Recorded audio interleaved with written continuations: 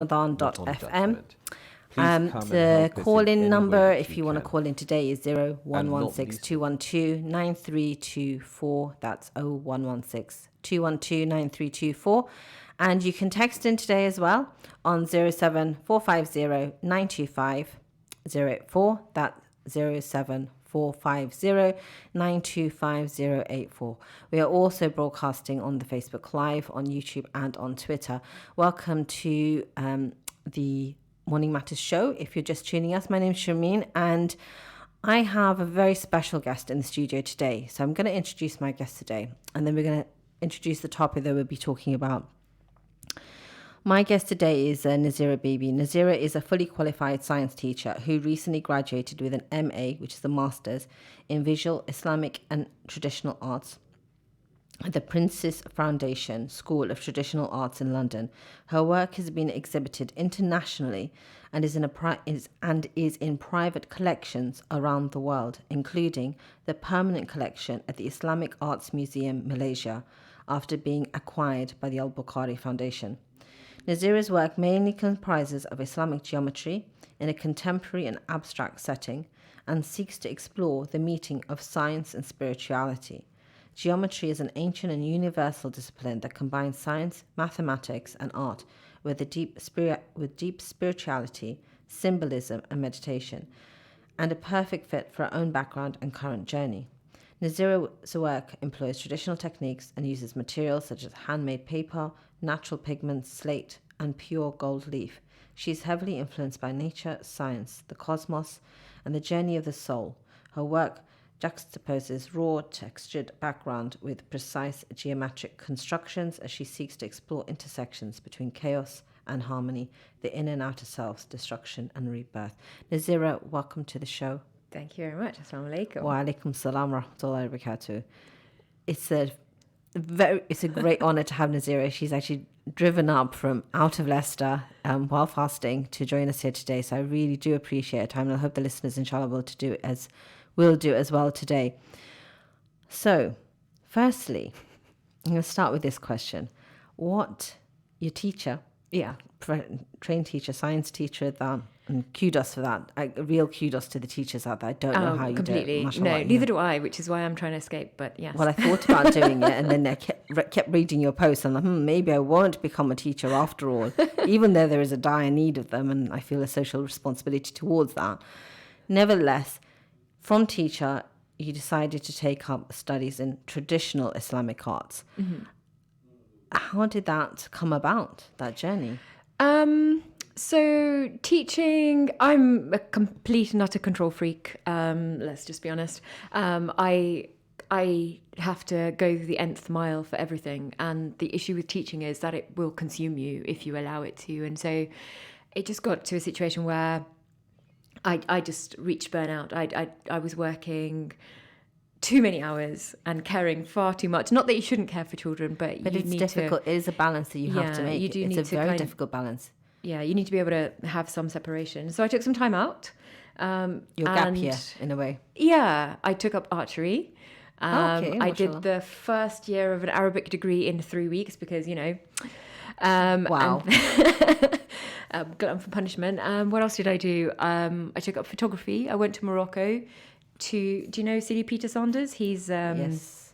Amazing photographer. Don't know him personally, but I've seen his work. He's phenomenal. He does these courses abroad where he takes you and really gets you to understand photography, not from the perspective of how to use a camera, but really in the sense of how to look for an image, how to really an essence of something. Yeah, but how to be present, I think, is the key. And he gets you to understand light on a completely different level.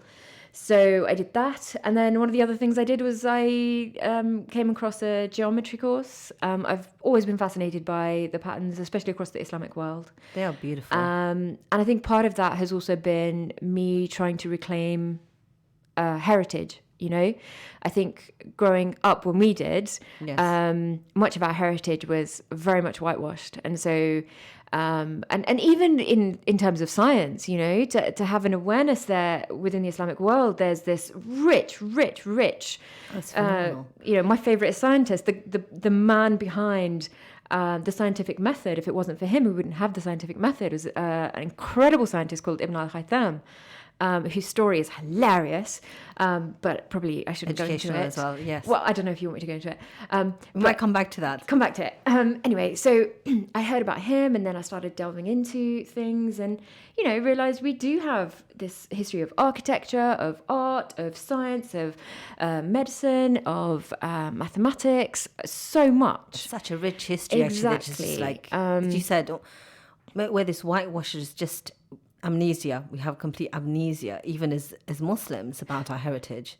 But that's as a result of, I think, a lot of different factors have contributed to that. Absolutely. And I think the current generation have got a wealth of knowledge at their fingertips, just in that mobile phone and being able to go onto Google and have access. And just So, really, I have to stress this point for the youngs, because it is half-term week, and if you've got younger listeners listening out there, Google is an amazing tool. We did not have this growing up. Sheikh Google. Yeah, Sheikh. As I frequently I think refer everyone to calls it. it Sheikh Google, and for doctors, they have the Dr. Google. Yeah, exactly. So, But it wasn't there when we were growing up. No. It was Britannica. Do you remember the Britannica encyclopedias? Would be actually oh my God, physically. they used to knock on your doors, didn't they? Yes, they did. Yes, I can buy letter A today. The letter H, they smell like. Or you went to the library, and I have to say, Yeah. if you are out there and you've got the kids in half term, take a trip to the library. We are very, very fortunate to have libraries in this country. Yes, although the government could do with funding them more. We won't go into not that. To go, not to get into politics, but no politics today. We're talking about spirituality and art. So we're going to come back to your journey. Sorry, yes. So I studied with amazing two teachers, Richard Henry and Adam Williamson, who are based down in London. Richard comes from a background in philosophy, so he was really interested in like the spiritual aspect of it, and he taught geometry.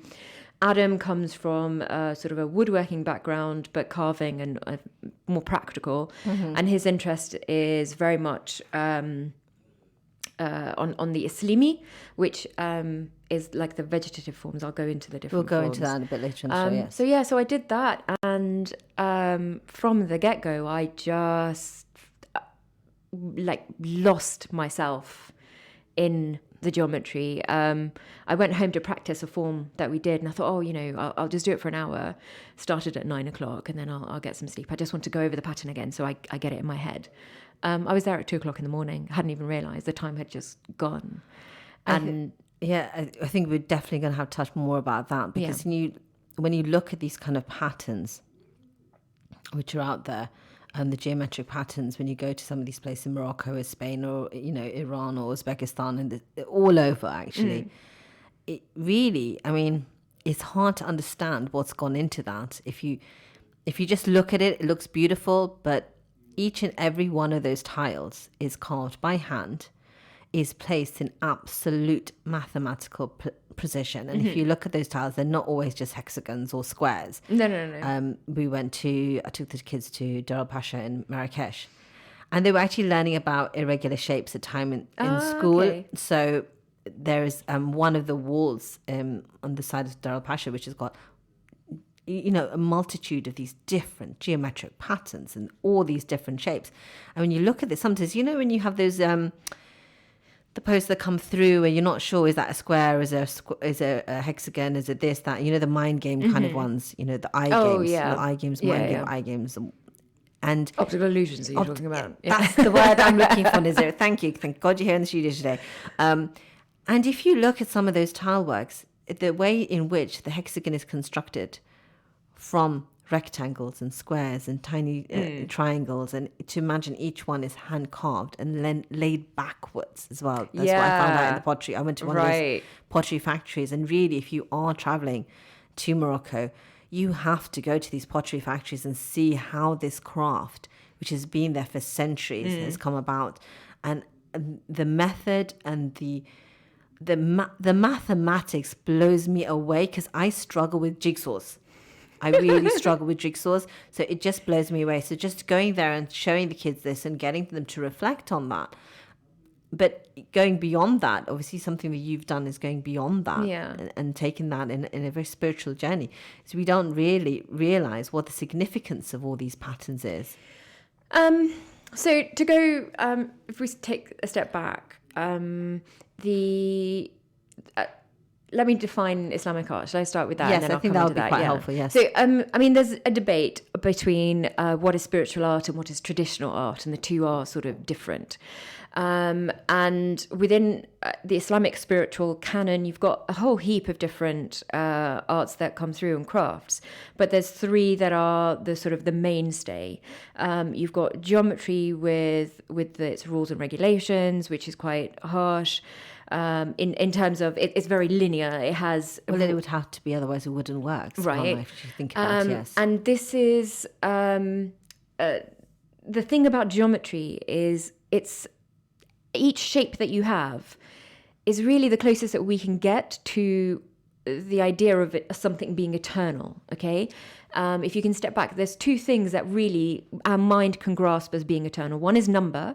So the number one, I can have one apple, but I can eat the apple and then it's gone, right? Yes. But the number one, the oneness of one, has always been one, Yes. is one, and will always be one. That oneness is eternal, right? Yes. And in that same way, what makes a square, I can draw a square and I can rip it up, I can destroy that, that's finite. But the nature of squareness is something that's infinite. It has always been and will always be. Four corners that are identical, four sides that are identical, right? I've never thought about it these terms. It's phenomenal. So if you go across any... Okay, sorry, hang on.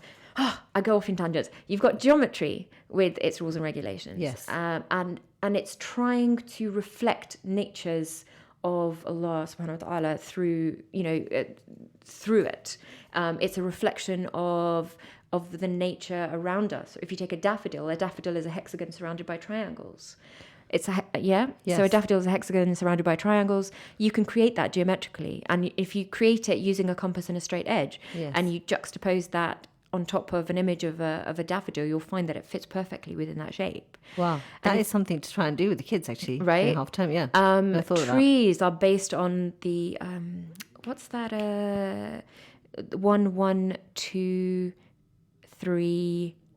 What's the sequence? What's that sequence? It's a famous sequence. My mind's just gone completely blank. You're looking at the wrong person when it comes to math It'll come back sequences. to me. I'll come back to it. It'll come back to me, and I'll just shout it out randomly. So there's ratios in nature. The golden ratio is a ratio of 1 to 1.612, I think. And anything that we consider beautiful normally fits within this ratio. It has it all through it. You've got the relationship between Earth and Venus, which forms a pentagram in the heavens, if you draw it. Really? And so many flowers, flowering plants, the vast majority of flowers are fivefold. They have 5 petals or multiples of 5. So the ancients were aware of this. And if you go across any culture of the world, you'll find geometry is always present. What the Muslims did is they took it to another level. So Islamic geometry has just layers added on top of layers, and then the patterns are drawn. Yeah, because something which used to be there. Yeah, but that's the same with any science or mathematics. That's one of the beauties of what the Muslims did historically, is to take. Well, we were restricted. There's differing opinions on figurative work. Not to kind of step on anyone's toes. There are differing opinions, but the majority opinion was it's not some safe area. As much as possible, let's stay away from it. So this is why the mosques, for example, we couldn't put up pictures. Whereas if you go into a church, you can see the striking difference between like the stained glass window patterns of the figurines and things like this. So we didn't have that option. So the Muslims discovered a different way. But they didn't discover. Well, no, they didn't discover. They took what was already there and then they elaborated on it. So because if you go to the Christian world or any other community, in fact, they have such a broad range of ways in which they could express their faith. The Muslims, taking out figurative work, then focused on the 3. So geometry was one. The second is the vegetative forms. So plants, flowers, vines. And again, these were very stylized. They were never copies of the original. So a rose never looked like a rose. A vine never looked like a tulip never looked like a tulip. It was very stylized because what you were trying to get at was what the underlying essence of it was. Yes. So a lot of the times you'll see these forms, they have a very specific form that's recognizable. And they've done it so that it flows really beautifully in this sort of rhythmic pattern. And then the third was calligraphy, which is you embodying the word of Allah on paper. And I think this is possibly one which is more well known. I'm going to Yes. stop you just 1 minute because I Sure. have to do that announcement. Remember, Oh, I said, go. yes, you are. If you're just joining us, you are tuned into the Ramadan special on EVA 102.5 FM. We are broadcasting on www.ramadan.fm and also on Facebook and on YouTube and on Twitter. You can call into the studio today if you've got something to say on the topic. We are talking about the confluence of art and spirituality, and the call-in number is 0116 212 9324. That's 0116 212 9324. Alternatively, if you're a bit shy, you can drop us a text. I don't announce people's names usually while I'm on air because I respect everyone's privacy, so don't feel like you're going to have your name shouted out on air. If you want to, that's fine as well. Let us know. But the number to text in is 07450 925 084. That's 07450 925 084. And if you are just tuned in, this is the Morning Matters show with myself, Sharmeen, and I have a very special guest in the studio today called Nazira Bibi, who is an award-winning artist.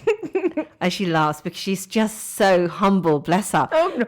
Her work is part of permanent collections in the Islamic Museum in Malaysia. I mean, it's phenomenal, mashallah. So we're very, very grateful to have her to come in today.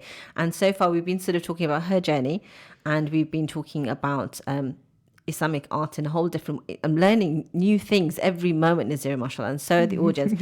Do you feel? And you've got a beautiful compliment, mashallah, on the Facebook Live there. I want you just to read that quietly. You can't see. She's smart. Oh yeah, mashallah, you're smart. No. You're smart. But don't spoil it now by laughing too much. It's a serious show. It's a serious show. Right. Back in your zone? Good. Alhamdulillah. So, as I said, we've been talking about, this is the last few days of Ramadan. It's sped past us. And one of the important things, of course, is to remember that when we're talking about spirituality and our connection with Allah subhanahu wa ta'ala, it's one of the reasons I wanted to have you here and talk about art and spirituality and the confluence between the two is because when we look at these massages, when you go on holidays and you see these little tiles and you see these patterns, when you go into the mosque, just stop and look at the way in which it's been decorated and have an understanding that that in itself is a way to connect with Allah subhanahu wa ta'ala. And what you were talking about before, about how these patterns, these mathematical patterns, it's phenomenal that can be found in nature. I didn't know all of this. I'm just... So it's just let me blow your mind some phenomenal. more. So all of geometry, there's none of it is done via any measuring whatsoever. It's all done with a compass and a straight edge. No marks whatsoever. Like we may use a measurement right at the beginning to set the very first compass setting, just because, let's say I'm doing a painting and I want it to fit on a particular size page. So I may set the compass at that point. But originally you would not use any measurement at all. So all these forms naturally come out of the circle. And so... Which is fascinating, actually. Well, fascinating, and I did see that on your Instagram about the circle. Yeah. And I thought to myself, how can... When you think of geometry, you do not think of circles. You just think of straight lines. This is the beauty of it. There is such an inherent awareness within us. Maybe it's fitra, I don't know. There's such an inherent awareness of the geometry in the universe. Why do we look at the stars? Why do we look at a flower and just look at it sometimes? Yeah, I do and it that. makes us stop. My kids do that. Right? Yes. And it does, and they're more attuned than we are, because Yes. we're the ones that are forgetful. The kids are more in tune with what's everything there in the environment. We're the Absolutely. ones And they that destroy stop and that for they them. ask those questions. And if you have got your kids at home, and I know you're tired, I have to do this. This is the parent thing that I do. And you've got your kids and they're asking those difficult questions and you're tired and you don't really want to answer, please take time to try and answer them. You must. Because, sometimes we just it's easy. And I know I'm a parent myself. You just fob them off. But as Nazira is explaining, it's true. Their minds are just like little mini sponges. They are just your see teachers. Things. Yes, they are if you your listen to them, teachers. they have taught me so many things. You don't realize if you actually stop and listen to them, they'll make you stop and think. And if you allow them to let you think about something, especially during the last 10 days of Ramadan, you'll find you might be connected to Allah subhanahu wa ta'ala in a way you didn't know you were going to be connected. And I would just add to that, when children come up to you, no matter how busy you are, you are you're there, what's the word I'm looking for? You're the one looking after them. You've been given this as a blessing, and they are there. And an entrustment as well. Exactly. But when they come to you, stop what you're doing and turn to them, give them your full attention. People, talked of the Rasul Sallallahu Alaihi Wasallam, and they said that when the Rasul Sallallahu Alaihi Wasallam talked to them, it was as though there was nobody else in the room. And that, what is he to us except an example of how to be the best of us? Absolutely. It's every little thing. And actually within that, what you've just said, subhanAllah, that if you take the time to listen to your child, following that example of the Prophet Muhammad sallallahu alaihi wasallam, that even when you take the time to listen to your child, following that example, that you're completing a sunnah of Rasulullah Exactly. So if you take that mindset, sometimes we think we're too busy. Or, it's often repetition. And I admit it's a repetition. Yeah. Or we need to do this, that and the other. Even just to make eye contact with your child and to do that. And I try, and I know how hard it is. Yeah. It is difficult, especially when you got lots of little kids. It's like, who do you listen to first? And if you do that now, if you create that relationship and you get to the point when they're teenagers, most teenagers will switch off from trying to contact, chat to their parents. Because they feel like they're not going to listen. They haven't listened in the past. You're creating the behavior. I thought about that. You're creating that behavior. That's a very good point. And it's never too late. Make that time, get them after school and say, you know what, let's go for a coffee. Just sit down. How's your day? And maybe they'll just grunt at you first time, and that's fine, but do it again the next communication. week. Grunting is communication. Exactly. Do it the following week. Communication started from way back then. But if you keep doing that, eventually you'll break that barrier and they'll change. But the reason they will change is because you have changed, Yes. So, I think... So coming back to, because we've digressed. Sorry, yes, we have. But it's nothing to apologise for, because we're covering really good topics. We've only got a couple of minutes before the ad break. Okay. But just... Let me tell you quickly about the geometry. So the geometry is made with a compass, and a compass has got two legs. The first leg sits at the centre. So you place a dot in the centre. And a dot is a central point, right? And if you zoom into the dot, it has a rim. It has an outer circle, and then it has a central point. You zoom in again. Yeah, you can keep... It's basically infinite. That dot that your starting point is. Then you create your circle. Your circle is the perfect shape. It has no beginning, it has no end. It's a reflection of Allah in that sense. And then from it, you create all the other forms that you create. And as you create all of those other forms, you lose the circle. So when you create this, what you're actually doing is you're creating nature. Allah is behind that nature, right? But we can't see him because of everything else that's come to fruition, right? And the purpose of geometry on these walls is for you to reflect on nature, but from nature go all the way back to Allah. The Quran says to us, there are signs for those who reflect. Yes, full stop. Yes, full stop. And that's before we come to the ad break, that's the one point I think we can just home in on. Yeah, open your eyes to all of the wonders that Allah subhanahu wa ta'ala has around us, all of the wonders. There's so many out there. Just when you're talking about the mathematics, I was just blown away by that. We are coming to an ad break. Just a quick reminder, you are tuned into the Ramadan special here on EAVA 102.5 FM. If you are listening on the Facebook Live, take the time, just share the show, inshallah, so it reaches more people, and inshallah more people can benefit, and it will be sadaqah jariyah for you. And that's one of the things that we have to remember in these last few days. Any opportunity to just earn that extra bit of reward. Stay tuned to the Ramadan special here on EVA FM. Assalamu alaikum wa rahmatullahi wa barakatuh. Medina is often referred to as Al-Madinatul Munawwara, the enlightened city. The source of its light wasn't electric or unnatural. The Prophet's mosque wasn't lit up by lamps until after he'd left this world. It was during the caliphate of Umar ibn al-Khattab that the first torch was burnt in Al-Masjid al-Nabawi. But Medina earned the distinctive title of the enlightened city, Al-Munawwara, because of the light that shone brightly in the hearts and minds of its inhabitants. So, what does a model centre look like? Well, it has to be at the heart of the community. Yeah. And being at the heart, it has to engage with all parts of the community. So ideally, a model centre establishment would be one that draws in and is appealing to the young and the old, men and women, people of different generations and different cultural and ethnic backgrounds, but very importantly, one that's not just restricted to the Muslim community. Yeah. One that really can engage with and help us discharge our obligations towards wider society. Yeah. There's so many attractions here in the city. Why bring Islam or Muslims here? A city centre is a very busy, bustling place. It's a place where people of every background interact for reasons usually of the dunya. People can buy and sell, people come together and check out the sites. And we're drawn together by the humanity that exists within all of us, black and white, young and old. In every city around the country, at this moment, there is a significant Muslim presence that we number in tens and thousands. Seeing a hijabi on the street or someone dressed in a thobe is commonplace now in most cities of our country. And yet, we take for granted that wider society actually knows who we are and what we're about. And what we are. Yeah.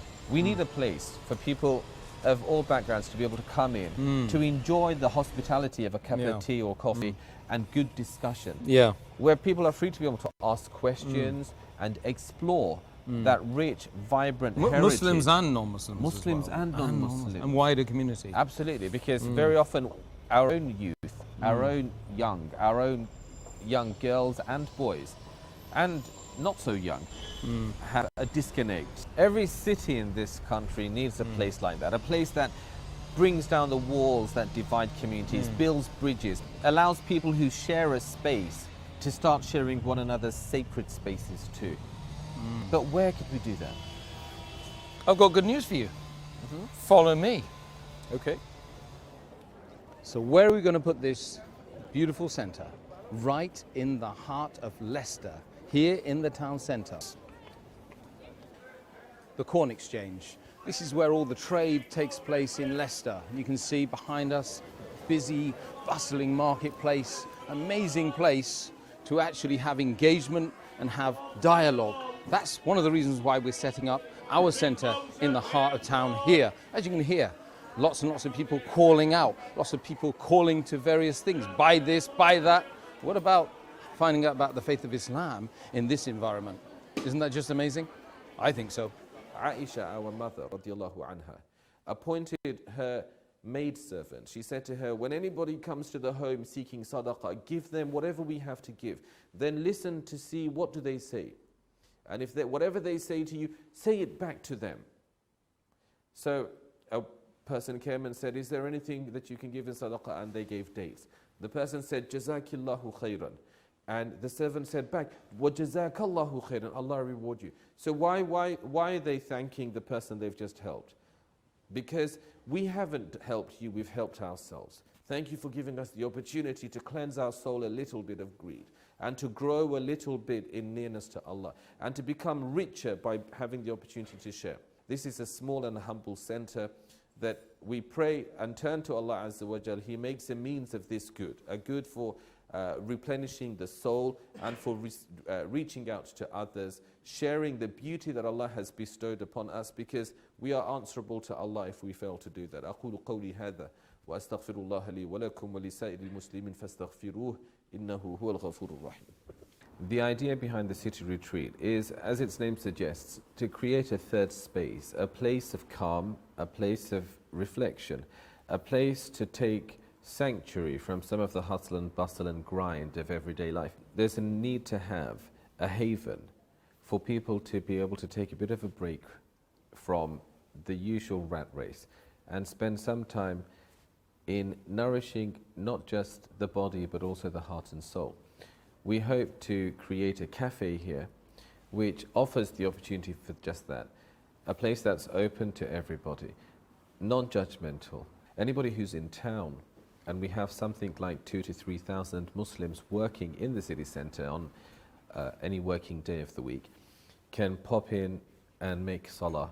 Men and women, if you're out here shopping, it's a great place to stop to make sure you don't miss that fundamental obligation that is part of the contract between Allah and the servant while we go about our worldly affairs. On a Friday, the khutbah delivered in, inshallah, a language and themes that people can connect with. Assalamu alaikum wa rahmatullahi wa barakatuh. You are tuned into the Ramadan special here on EAVA 102.5 FM.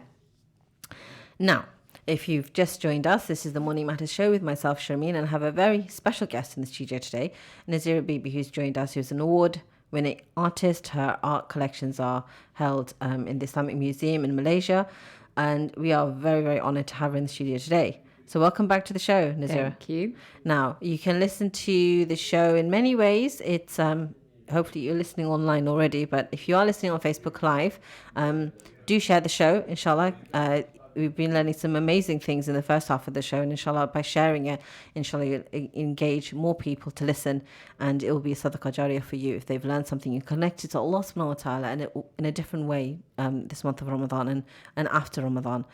You can also listen online, www.ramadan.fm.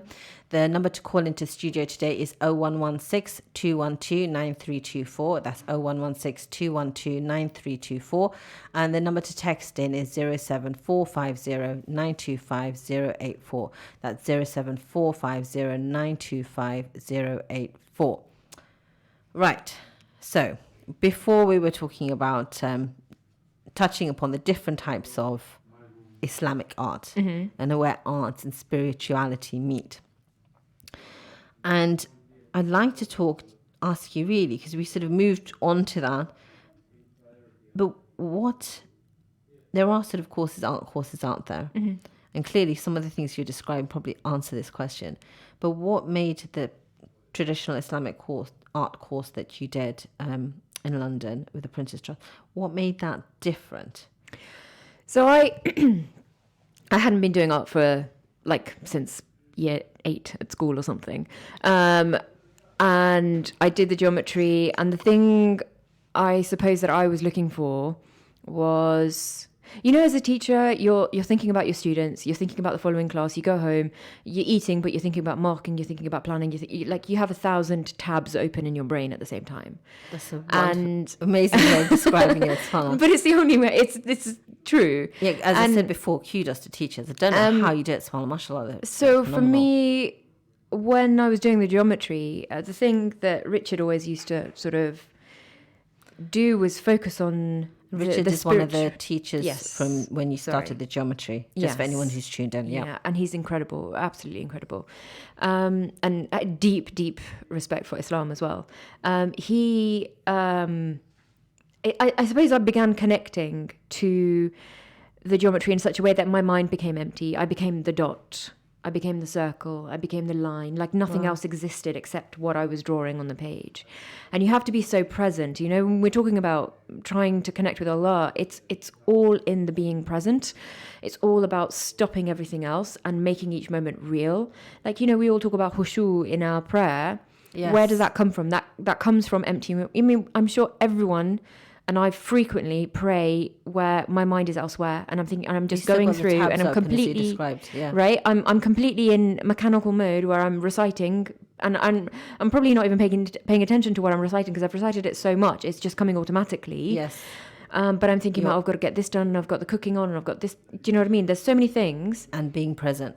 And I'm asking Allah, grant me khushu, and I'm like, what am I doing to be present? Absolutely. What steps are you yourself taking to ensure that when you are praying, and that's another beautiful thing, if you're coming to the end of Ramadan and making the intention, I always say this, making the intention for good. Even if you made an intention and you thought, well, I'm going to struggle with this, sincere intention, because Allah subhanahu wa ta'ala is most forgiving, and making those dua, so making that intention that to be more mindful in our prayer. Yeah. But it's more than that. The Rasul Sallallahu Alaihi Wasallam said, tie your camel. He said, tie your camel down, right? There's a lesson in that. Make the intention, but then act on it. Absolutely. Right? Knowledge is nothing. It doesn't matter. You could have the entirety of all knowledge that there is downloaded in your brain, but if it is not realized, if it is not actualized, what benefit? Yes. To whom is it going to benefit? You have to take action. Yes, we're measured on our intentions, but those intentions must be followed. There's a beautiful story of Imam al-Ghazali, who spent years following, traveling all over the place and sort of writing down copies of all of these books and things that he'd learned. And he was on a highway and traveling with all of these, but he'd been away for 7 years, so he had these mountains of books. And these robbers came and they robbed the caravan. And he went to them and he said, look, I'll give you all the money that I have. Please, I'm begging you, please don't take these books. And they asked him, why, what's in them? And he's like, this is all the knowledge I've collected over the last 7 years. And the robbers turned around, and he later talks of this incident, and he said the words that he spoke were inspired from Allah, and it was a direct communication from Allah to him. And the robber said, what use is this knowledge if I can take it from you? And it completely changed the course of his life after that, because he realized that I'm just copying things down, but I haven't taken it into my heart. And I think everything comes down, if you want to be present, to go back to the point, in the breath is so important. If you think about, when we say Allahu, Allahu, Allahu, when we do any sort of dhikr, actually what we're doing is we're training our breath into a rhythm, right? Yes. And when you're praying, if you just focus on your breath, when you have your head down on the floor in your sujood, just like focus on your breath, empty your mind, and just return to Allah. That's really what geometry did for me. Like, you can't not be present with geometry. Geometry is unforgiving. It's just incredible, and it kills me, and it's this relationship of it's pure amazing. pain. Your passion is amazing. But it's pain, but it's love, and the two are not separated. Yes. And it's because it's forcing me to stop. It doesn't give you a choice. It's forcing you to breathe. It's forcing you to patience. It's forcing in that you moment. Yeah, you have to read it. It's a language, and you can't read it with half an eye closed. If you're not respecting it, it will let you know. Yes, because if you're slightly out, if you're slightly out of geometry, and this is what amazes me actually when I look at those tiny little tiles when you go to these places in Morocco, Spain, or anywhere else. When you look at those tiny tiles, that it is so phenomenal how even if it was just one triangle missing, a few degrees of that triangle, you can tell an off pattern. I mean, if anybody who do tiling, I don't do tiling, but I know when you try and get someone to come and tile your bathroom, for example, with the big tiles, that is such an issue. If there's one tile that's out by 0.5 millimeter, by God, can you spot it? Yes. And it messes everything up. Yep. But when you're dealing with tiny, teeny, weeny tiles in different shapes and in different colors, that's the other thing. Yeah. How they do the patterns and the colors is a whole other story in its own right. And then you stop and think how precise and how sharp and creative these minds must be in order to do that. Yeah, but I will add to that, there's a beautiful book, oh my goodness, what is it called? It was a study basically, and it was looking at the guild system in Islam. So the guild system was started by the Ottoman Empire. And this is the craft guilds, right? Craft guilds, right. People would bring their children to craft masters. I love Star Wars. Completely, it's not off topic, I promise you. I love Star Wars. All right, and the reason I love Star Wars is because it goes back to this idea of a master and an apprentice. Why do people connect to it so much? It's because it's going back to that coming of age element of this idea of someone that has knowledge and you're going to gain it from them, and that knowledge is all about subduing the ego. There's a lot. He was influenced by more sort of Far Eastern philosophy, but it's so deeply connected to the esotericism within Islam. And so we had these guild systems that were set up, and the master would take on a child at normally about age 8, 7, that kind of age, and he would teach him one thing at a time. So first of all, let's say you're making a comb, your first job would be just to shave the wood down to the right size, right? But each of those movements that you made, and they were repetitive movements, came with a dhikr, they came with adkar, right? And the master's job was not just to give you a craft, but to give you your Islamic teaching. So that these pieces, when they were crafted, were imbued with dhikr, right? Before they came into your hands. Beauty wasn't in just the form. Beauty was in the very essence, right? Yes. Think of why your mother's food is better than anybody else. It doesn't matter how well they've cooked it. Yes. Why is your mother's food better? It's because she knows she's cooking for her children, and she's pouring her love into it, right? Yes. She's not rushing around like in a restaurant. She's pausing. She's like, this is for my children. She might be doing dhikr. Even if she's not reciting it out loud, that love, Is coming you through. know, which Yes. comes from Allah, Yes. and let's not deny that, is poured into that. That's why it's so beautiful. That's why there is nourishment that goes beyond just nutrients, you know? And what was my point? Okay. Your point, this is live radio. This is what happens.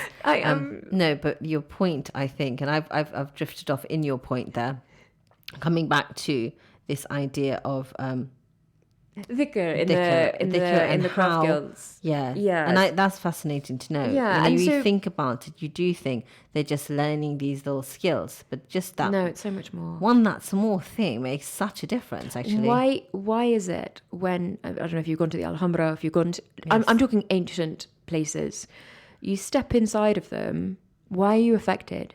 I went there a couple of years ago, and it's the busiest tourist site in the entirety of Europe, the really? Alhambra.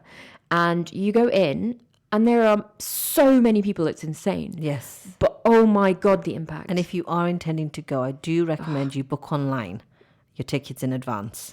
Just a quick tip. Oh yes, on that because front. because you can't buy them. Well, you might be able to buy on the day, But if you are it's going booked at out, peak yeah, time, school holidays, do book online yeah, your tickets. it's an incredible place. Yes. I mean, you know, people do dhikr, and it's crossing over 700, 800, however many hundreds of years it is, and you're still being impacted by it. It's because every stroke of that hammer came with an adhkari, right? And the stroke of the hammer. I think this, You know? yes, so this is another point that I like to raise. You think about it, and then really, if you have been, or if you're going to be going sometime soon, if you've not been, make a plan to go, because, you know, some of these places are only a few hours flight away. They're quite cheap, Yeah. the flights, if you book them in And advance. this is our history, you know? and it's a history, and it's something we can teach the children of the heritage of Islam. Yes. And those things are literally, as you said, strike of the hammer by hand. And you stop and you think about the script, for example. Okay, fair enough, the tiles, you might not get the geometry aspect of it, and it is a bit mind-blowing, but the actual Kufi script in the walls of the Alhambra Palace, or in Madrasa bin Yusuf in Marrakesh, which I think now has reopened, or in any of these places, and there's so many of them within a very short reach of Yeah. the UK, that if you think of that strike of the hammer, that these things are literally carved out of the stone. And I remember I actually did art GCSE at school, and I did this wooden carving of Allah subhanahu Okay. wa ta'ala's name in Kufi script. And getting that right was impossible. I mean, the thought of someone literally going with chisel and hammer and carving out of solid stone, Yeah. trying, these- you know, it's phenomenal. Well, these are apprenticeships that lasted for years. You know, you have lots of people who study with a teacher for like a couple of weeks and suddenly call themselves masters. And it's one of my little bugbears. Like, you know, you're not a calligrapher. You know, what you have to respect our traditions. You know, to become a calligrapher, you have to have ijaza, and to get ijaza takes normally 20 years. I think 20 this years where you're comes back to, yes, spending it's- like a month just on the letter alif, you know, a month. SubhanAllah. You know, just think about that. Why? It's because you're writing the word of Allah. You don't, your spirit has to be right, and your stroke, like the letter alif lam mim, right? 3 letters we're given. We don't understand their meaning. We don't understand the power of these individual letters. No, I you don't know, think we do. and But we so, know they have power. right? SubhanAllah. Exactly. So we need to give them that respect. You know. So yeah, but the other thing I just wanted to touch on with geometry is that doing just doing things by hand. If you do the exact same geometry on a computer, I promise you it won't have the same impact on you. Well, It won't. this is one There's of the some points I want to perfection. raise, yes. Perfection is in the realm of Allah, right? Because we are now being taken over by this sort of digital age, and everything's Yeah. very digital. And And I think also, coming back to this, what we've been talking, this traditional learning, what you mentioned earlier, that this is inherent in Islam. You know, even like if you think about hadith of Rasulullah Sallallahu Alaihi Wasallam, the integrity of that chain and the integrity of having that knowledge. so, sorry. Go so on. the Rasul Sallallahu Alaihi Wasallam was given the Quran by Jibreel alayhi salam, and it was a transference by his own admission, onto his heart, right? From the heart of Jibreel alayhi salam onto the Rasul sallallahu alaihi wasallam. And then how was the Quran passed? It was from the Rasul sallallahu alaihi wasallam to the Sahaba, right? And then from the Sahaba to the next generation, and so on and so forth. It's always been passed heart to heart. There's a reason for that. There's such an important reason for that, because it's not just words. And obviously people will go out and they will learn by just reading, but you have to remember, when you learn just by reading and without a teacher, then you're bringing your own biases to the table, and you always will. I think the other thing as well you bring to mind here is this: you could read the Quran, someone could read the Quran but never be connected to it. And it's only when you have that connection to the Quran, you, in such a way, you're going to be connected to Allah subhanahu wa ta'ala. Yeah. So you can, this month of Ramadan is a classic thing. SubhanAllah, people just reading. How many Qurans have you, how many khatam have you done? I've already done 3 Quran khatams. Oh, mashallah. Yeah. There's no doubt reward in that. But through the recitation of the Quran, if we are not connecting to Allah subhanahu wa ta'ala, and it just becomes words off our tongue, this is something we need to think about as well. Yeah. And especially for the next generation, I feel. So, I think that really strikes me, that they need to have a deeper connection to the Quran, that perhaps we were just given something and we just took it. Yeah. Whereas in this next generation, where the competition is with Google and Wikipedia and Instagram and Facebook and social media and Snapchat, whatever is out there, that there is a lot more challenge to creating that connection. I think they're bombarded. They're bombarded with imagery and sound and chaos just constantly. So they have a lot. And I wouldn't say that I ever just accepted the Quran. I don't think I ever did. I think I always had questions. And that comes from being a scientist. I always needed answers. I always wanted to ask why. Because I think inherently understood that there was reasoning. And sometimes that reasoning isn't clear, but I always wanted to ask those questions. And you have to understand that's everybody's nature. And that's it's our nature, yes. Yeah. And it's, if you can't answer the why, then you shouldn't be beginning. This is why it's so important to not discount a child's questions. Yes. And yeah, sorry, I've forgotten the question. But I'm going to come on to something. I just need to do that quick reminder that we need to do. Go. Ramadan special. You're tuned into the Ramadan special on EAVA 102.5 FM. We are broadcasting also on the Facebook Live. If you are watching, do feel free to share the show so others can benefit. The number to call in is 0116 212 9324. That's 0116 212 9324. Or you can also text in on 07450 925084. That's 07450 92. I'm going to repeat that last one again. Sorry, producer's looking very unhappy with me this morning. The text number is, and store this in your phone so I don't have to keep reading it out, it's 07450 925084. And we have been talking about art and spirituality, the confluence of that. Interestingly, we've sort of come on to science, and I am being joined in the studio, if you have just tuned in, by Nazira Bibi, who is an award-winning artist. She's also a science teacher by profession, so she's fully qualified to talk about children and teaching them and all that comes with it. And her collections are being held currently in the Islamic Museum in Malaysia. Just one piece. That's still something. Alhamdulillah. Everything comes from Allah. I don't have any artwork hanging up anywhere, so it's fine. You need to produce some first. Yeah, after listening to you and the sheer, it really is mind-blowing. I mean, right? Because when we think about traditional learning, we think about how many of us will be well versed in, mutawatir hadith, the chain of narration, or the Bukhari and Muslim, the importance of these kind of terminologies are there.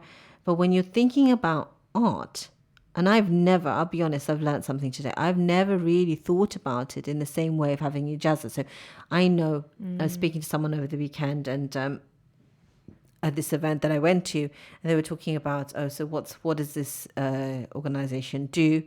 And I'm sitting there thinking, how do I explain this? And I'm saying, actually, this organization, what it wants to do is bring that traditional learning back.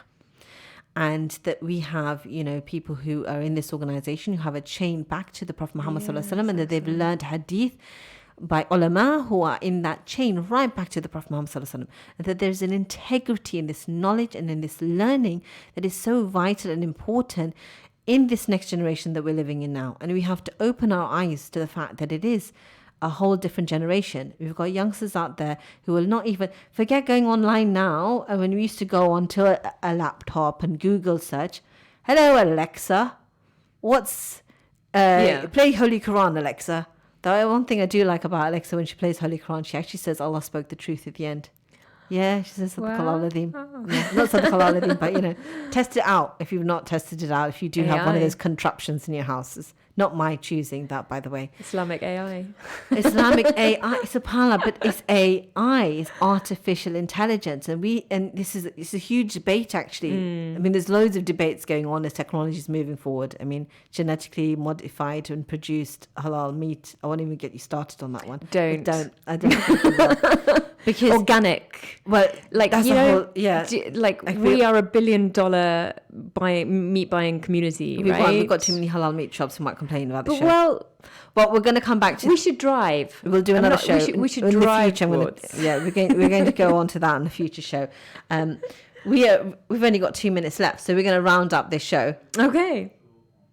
There's a halal show on Friday, so I'm going to get you to call into that one and cause trouble. We've only got 2 minutes left, and we've been talking about the confluence of spirituality and art in Nazira. Anything that you would like to leave the listeners with, sort of stop, make them think after Ramadan and that connection with Allah subhanahu wa ta'ala through art? Look, I think it all comes back down to you wanting to have a relationship with Allah. People talk about khawf Allah and they translate it to fear of Allah. And if that's the relationship you want with Allah, then you have to realize you're making that relationship with Allah. That word can also mean awe, to be in awe of Allah. And I believe we say the most often attribute of Allah is His mercy, and so why shouldn't our relationship be love of Allah? Why shouldn't we do something because we want to please Allah? Why shouldn't we do something because we want Him to love us, right? Rather than fear.